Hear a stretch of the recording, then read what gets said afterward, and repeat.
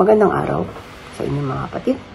Sana po ay kayo po ay nasa mabuting kalagayan. Share ko lang po itong thought na nabasa ko kaninang umaga na about kay Mary and Martha. Kasi naniniwala ko lahat tayo nakaka-reflect sa ganitong bagay na kung saan parang hindi natin mapagkasya yung oras natin sa loob ng isang araw. Parang daming trabaho, kailangan mag-overtime, kailangan gawin ito, kailangan gawin ito sa bahay, maglalaba pa ako, magluluto pa ako, mamamalansya pa, and so on.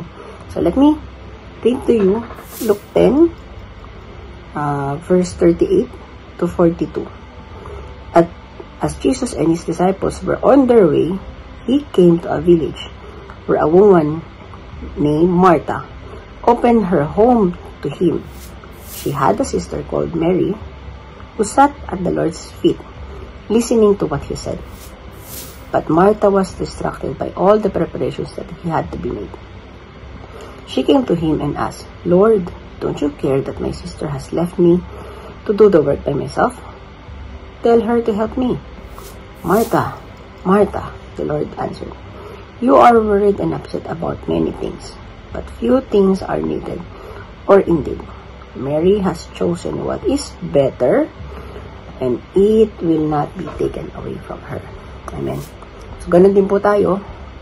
Masyado tayong preoccupied sa mga bagay-bagay, sa trabaho, pagising, kailangan mo nang maligo, nag-alarm na, kailangan mo na umalis, kasi papasok, or kung ano man yung mga pinagkakabala natin sa trabaho, sa buhay, sa mga anak natin, or kung ano mang errands. Now, let me encourage you with this thought. If we will seek first God, ayusin niya yung schedule natin, bibigyan niya tayo ng wisdom, bibigyan niya tayo ng knowledge para matapos natin yung mga tutus natin.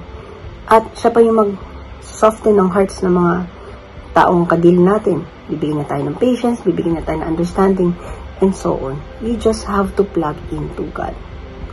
When you're free, not only when you're free, but in the morning, seek Him first.